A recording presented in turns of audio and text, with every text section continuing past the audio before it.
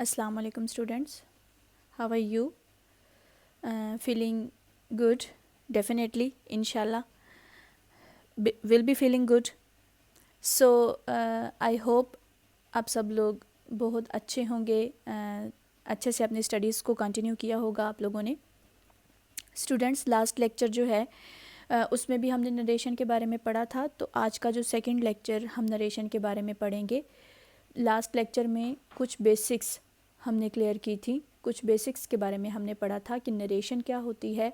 Narration में जो simple इजर्टिव sentences होते हैं, रिपोर्टिंग स्पीच क्या होती है, रिपोर्टेड स्पीच क्या होती है, रिपोर्टिंग वर्ब्स, रिपोर्टेड वर्ब, और उसके साथ रिपोर्टिंग स्पीच के पर्सन को क्या कहते हैं और रिपोर्टेड स्पीच के पर्सन को या फिर इन्वर्टेड कॉमास जो हैं वो मस्ट होते हैं। कुछ इस तरह के बेसिक पॉइंट्स हमने चेंजिंग के लिए जो रिक्वायर्ड होते हैं उनके बारे में पढ़ा था। तो आज का हमारा नरेशन का सेकंड लेक्चर भी जो है वो उससे रिलेटेड ही है। तो इसमें भी मैं आपको थोड़ा सा मज़ीद गाइड करूँगी रिपोर्टिंग स्पीच और रिपोर्टेड स्पीच के बारे में। आप लोगों का जो चैप्टर नंबर 47 है बुक में, पेज नंबर 94, उसमें अगर आप लोग सामने देखें तो एक पिक्चर बनी हुई है। अगर आप लोगों के पास बुक नहीं है इस टाइम अवेलेबल, तो आप लोग सपोज़ कर सकते हैं, आप लोगों की इमेजिनेशन जो है यहाँ पर काम आ सकती है। मैं आपको पूरा स्केच बताती हूँ कि उस पिक्चर में बना हुआ क्या है। उस पिक्चर में एक लड़का है जिसका नाम पाउल है और वो चेयर के ऊपर बेंड होके बैठा हुआ है, यानी कि थोड़ा सा झुका हुआ है। ठीक है, चेयर है, उसके ऊपर एक लड़का बैठा है, थोड़ा सा बेंड हुआ है, और उसने अपना हाथ पेट पे रखा हुआ है, आंखों के आगे उसकी पट्टी बंधी हुई है या उसके बाल हैं। तो वो क्या कह रहा है, आई एम फीलिंग इल, क्योंकि उसने पेट पे हाथ रखा हुआ है तो हो सकता है उसको पेट का कोई मसला हो, तो वो कह रहा है आई एम फीलिंग इल। एक सिचुएशन है, इसको इमेजिन करें। एक चेयर है, चेयर के ऊपर एक बंदा बैठा हुआ है, एक लड़का बैठा हुआ है, वो थोड़ा सा झुका हुआ है और उसने अपने पेट के ऊपर हाथ रखा हुआ है, और साथ में वो कह रहा है कि I am feeling ill. You want to tell somebody that Paul said. ठीक है, आप किसी को बताना चाह रहे हैं कि पाउल ने ये कहा, तो वो बताने के दो डिफरेंट तरीके होंगे। पहला तरीका क्या होगा, यू कैन रिपीट पाउल्स वर्ड्स। आप पाउल के वर्ड को रिपीट कर सकते हैं, जिसको हम डायरेक्ट स्पीच कहते हैं, या फिर you can use reported speech, या फिर आप रिपोर्टेड स्पीच यानी कि पाउल के वर्ड्स में माइन्यूट सा डिफरेंस डाल के प्रोनाउन को चेंज करके आप किस तरह से कह सकते हैं कि Paul said that he was feeling ill. ठीक है, अब जो लास्ट लेक्चर था उसमें हमने प्रेजेंट में पढ़ा था कि अगर हमारे पास रिपोर्टिंग स्पीच प्रेजेंट में होगी तो जो रिपोर्टेड स्पीच है हमारी, उस पर कोई पाबंदी नहीं होगी। वो जैसे लिखी होगी, जिस टेंस में लिखी होगी, हम एज इट इज़ उसको उसी टेंस में रहने देंगे। हम उसके टेंस में कोई चेंजिंग नहीं करेंगे, सिवाय हम उसका प्रोनाउन चेंज करेंगे, इन्वर्टेड कॉमर्स को हटा के कंजक्शन चेंज करेंगे, एडवर्ब चेंज करेंगे, दैट्स इट। उसका टेंस हमने बिल्कुल चेंज नहीं करना, ना ही हमने उसके टेंस में कोई अपने पास से एडिशन करने की कोशिश करनी है। उन चीज़ को हमने ऐसे ही सिंपल रहने देना है। तो यहाँ पर आपको रिपोर्टेड स्पीच का या डायरेक्ट स्पीच का, इनडायरेक्ट स्पीच का पता चला है। यहाँ पर ये एक छोटा सा स्केच उन्होंने बनाया है कि डायरेक्ट स्पीच कैसे होगी, कि Paul said I am feeling ill, यानी कि पाउल के वर्ड्स को एज इट इज़ आगे कन्वे कर दिया गया है। किसी थर्ड पर्सन को ये बता दिया गया है कि पाउल ने कहा है कि वो बीमार है। अब इसी स्पीच को जब इनडायरेक्ट में अगर कोई पर्सन किसी थर्ड पर्सन तक कन्वे करता है तो वो किस तरह से होगा, एक तो उसको रिपोर्टेड कहा जाएगा, यानी कि क्योंकि वो रिपोर्ट कर रहा है। पाउल सेड दैट, इन्वर्टेड कॉमास को हटा के दैट लगा देंगे, ही वॉज फीलिंग इल। अब आई मैंने आपको पिछले लेक्चर में भी बताया था, आई जो है वो फर्स्ट पर्सन प्रोनाउन है, हमने उसको थर्ड पर्सन प्रोनाउन में चेंज करना होता है। थर्ड पर्सन प्रोनाउन क्या होता है, ही। अब अगर तो लड़की है तो वो आई, अगर फर्स्ट पर्सन यूज़ हो रहा है तो लड़की अपने बारे में बात कर रही है तो फिर हम शी लगाएंगे। अगर लड़का अपने बारे में बात कर रहा है तो डेफिनेटली ही आएगा। अब एम जो है उसको हम सिर्फ और सिर्फ आई के साथ यूज़ करते हैं, ही एम तो नहीं हो सकता, शी एम तो नहीं हो सकता। इस वजह से हमने जब ही का यूज़ करना है तो डेफिनेटली उसके साथ हमने इज़ लगाना है, शी का यूज़ करना है तो हमने उसके साथ इज़ लगाना है। तो यहाँ पर उन्होंने क्या किया है वो हम उस सिचुएशन में करते हैं जब हमारे पास ये पाउल सेड की जगह पे अगर हमारे पास आ जाता कि Paul says I am feeling ill, तो इसको हम कन्वर्ट करेंगे Paul says that he is feeling ill. अब यहाँ पर हमारे पास जो डायरेक्ट स्पीच है उसमें रिपोर्टिंग ही पास्ट में आ गई है, पाउल सेड, ठीक है, पास्ट है ना, से की सेकंड फॉर्म ऑफ वर्ब होती है पास्ट। पाउल सेड रिपोर्टिंग स्पीच पास्ट में है। अब आगे से जो रिपोर्टेड स्पीच होगी उसमें हमने काफ़ी सारी चेंजिंग्स लेकर आनी है। वो चेंजिंग क्या लेकर आनी है? सबसे पहले हमने प्रोनाउन चेंज करना है। फर्स्ट पर्सन प्रोनाउन को हमने third person pronoun subjective case के साथ हमने चेंज कर देना है, ठीक है। एम को हमने वाज में चेंज कर देना है, यानी कि इनडेफिनेट को प्रेजेंट इनडेफिनेट टेंस को हमने पास्ट इनडेफिनेट टेंस में चेंज कर देना है। प्रेजेंट इनडेफिनेट में जो पहली रिपोर्टेड स्पीच लिखी गई है, जो कही गई है, उसको सिंपली हमने पास्ट इंडेफिनेट के सारे रूल्स को फॉलो करते हुए पास्ट में कन्वर्ट करके वहाँ पर लिख देना है। जैसे उसने कहा है कि Paul said I am feeling ill, यानी कि I am feeling ill present indefinite है, ठीक है। तो Paul said that, sorry present continuous है, I am feeling ill present continuous है, तो ये सिंपल क्या होगा, ये पास्ट कंटिन्यूअस में चेंज हो जाएगा। जैसे Paul said that he was feeling ill. Clear है जी।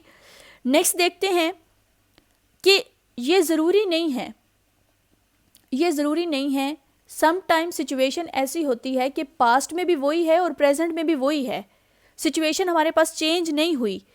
When we use reported speech the main verb of the sentence is usually past, तो उस सिचुएशन में हम क्या करेंगे, जो मेन वर्ब होगा उसको हम पास्ट में ही रहने देंगे। जैसे हमारे पास एक एग्जांपल आ जाती है आई टोल्ड हर वगैरह, ठीक है, तो बाकी सेंटेंस जो है वो यूजुअली पास्ट में ही चलता रहेगा।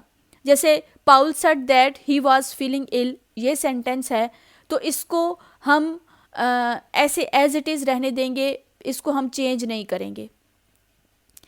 एक और एग्जांपल आ जाती है कि I told Lisa that I don't have any money, ठीक है, कि मैंने लीसा को बताया है।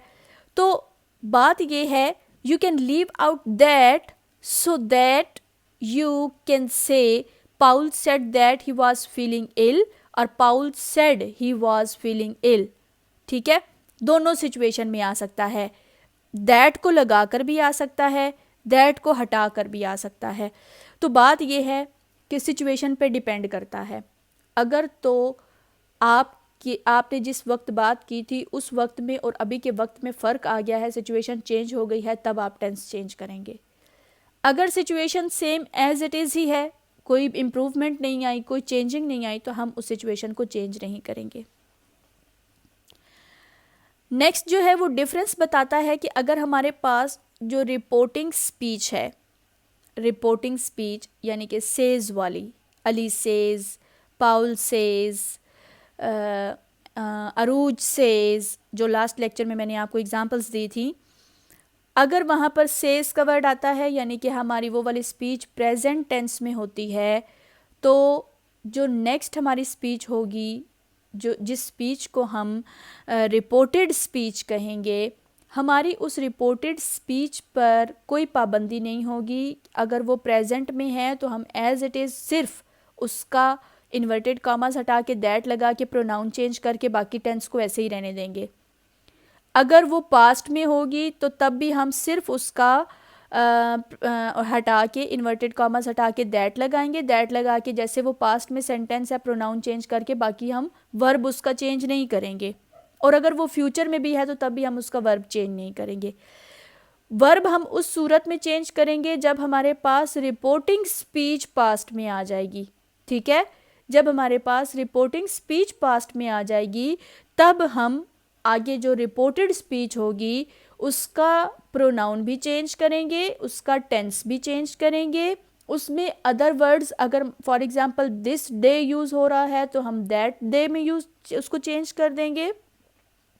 नाउ का वर्ड यूज़ हो रहा है तो हम उसको देन में चेंज कर देंगे, ठीक है। इस तरह के अदर वर्ड्स को भी हम चेंज करेंगे। अच्छा जी, डायरेक्ट स्पीच से इनडायरेक्ट में मैंने आपको बताया कि अगर हमारे पास रिपोर्टिंग स्पीच प्रेजेंट में आ रही है, जैसे यहाँ पर मैंने आपको 3 डिफरेंट सेंटेंसेस बता दिए हैं कि अगर प्रेजेंट में आता है तो उसको प्रेजेंट में ही रहने दें, अगर पास्ट में आता है पास्ट में ही रहने दें, और फ्यूचर में आता है तो फ्यूचर में ही रहने दें। वो किस तरह से है कि जैसे हमारे पास ये पहला सेंटेंस आया है शी सेज, ये रिपोर्टिंग स्पीच है और रिपोर्टिंग स्पीच भी प्रेजेंट में है। तो अब जो अगला हमारा टेंस होगा ना, आई लिव विद माई पेरेंट्स, इसमें हम सिंपल क्या चेंज करेंगे, इन्वर्टेड कॉमास को हटा के दैट लगाया, आई की जगह पे शी लगा दिया, क्योंकि हमारे पास जो रिपोर्टिंग स्पीच में वर्ब है वो शी है, तो हमने उसको उसके साथ चेंज कर दिया। शी के साथ अब लिव्स आएगा, ठीक है, क्योंकि प्रेजेंट इंडेफिनिट का टेंस है तो प्रेजेंट इंडेफिनिट के रूल्स तो पूरे करने हैं ना, ही शी इट के साथ एस और एस का इजाफा करना है, बाकी हमारा सेंटेंस पूरे का पूरा वैसा ही रहेगा। जैसे she says I live with my parents, she says that she lives with her parents, ठीक है जी। अच्छा, उसके बाद आ जाता है he will say my daughter will look after her. अब हमारे पास ही विल से आ गया है, यानी कि जो रिपोर्टिंग स्पीच है, रिपोर्टिंग स्पीच हमारे पास अब फ्यूचर में आ गई है। तो रिपोर्टिंग फ्यूचर में जब आएगी तो तब भी हम क्या करेंगे, he will say that his daughter will look after her. समझ आ गई? सिर्फ हमने इन्वर्टेड कॉमास को हटा के दैट लगाया है, माई को हमने चेंज किया है ही के साथ, और नेक्स्ट जो है वो हमारा सेंटेंस ऑलमोस्ट वो ही रहा है।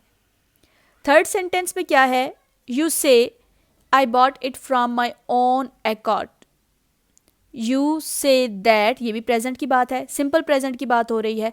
यू से दैट, अब यू को हमने यू के साथ चेंज कर दिया, you bought it of your own accord, ठीक है। तो ये सिंपल सी बात थी, सिंपल सा चेंज है। एक बात याद रखने वाली कि इजर्टिव सेंटेंसेस में रिपोर्टिंग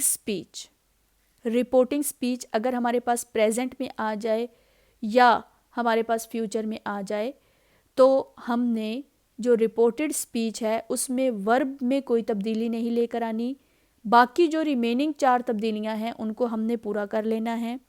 फ्यूचर में जब आएगी तो फ्यूचर में भी हमने वुड का यूज़ करना है। फिर जब हमारे पास रिपोर्टिंग स्पीच फ्यूचर में आ जाएगी तो तब हम क्या करेंगे, तब हम रिपोर्टिंग स्पीच हमारे पास फ्यूचर में आ जाएगी तो रिपोर्टेड वर्ब जो है उसको हम वुड कर देंगे।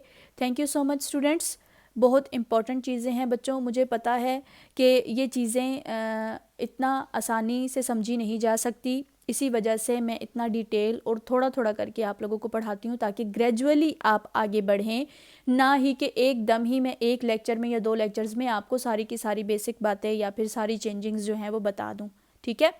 तो इन चेंजिंग्स को आपने रिलेट करना है अपने लास्ट वाले लेक्चर के साथ, यानी कि जो हमारा नरेशन का पहला लेक्चर था, और उससे आगे इन चीज़ों को मज़ीद लेकर चलेंगे, एक चेन बनाएंगे तो आप लोगों के लिए समझना भी आसान होगा, इसको कन्वर्ट करना, इस पर वर्क करना भी आसान हो जाएगा। तो इन सारे रूल्स को आपने जो है वो एक असाइनमेंट में लिखना है, लेकिन अभी नहीं लिखना। जो नेक्स्ट लेक्चर हमारा होगा नरेशन का 3rd लेक्चर, जो लास्ट लेक्चर होगा, उसके बाद आपने इन सब रूल्स की एक असाइनमेंट बनानी है, मतलब कि 3 लेक्चर्स को इकट्ठा करके और इनमें जो रूल्स डिस्कस किए गए हैं उनकी आपने असाइनमेंट बनानी है, और उस असाइनमेंट को आपने एग्जाम्पल्स के थ्रू बताना है कि यहाँ पर ये चेंजिंग हुई है, यहाँ पर ये चेंजिंग हुई है, ठीक है। मगर वो आपने मॉक टेस्ट के बाद असाइनमेंट बनानी है। मैं आपको बार बार कह रही हूँ, जो आपके मॉक टेस्ट चल रहे हैं उन मॉक टेस्ट के बाद आपने उस असाइनमेंट को बनाना है। Take very good care of yourselves my dear students. अल्लाह हाफिज़।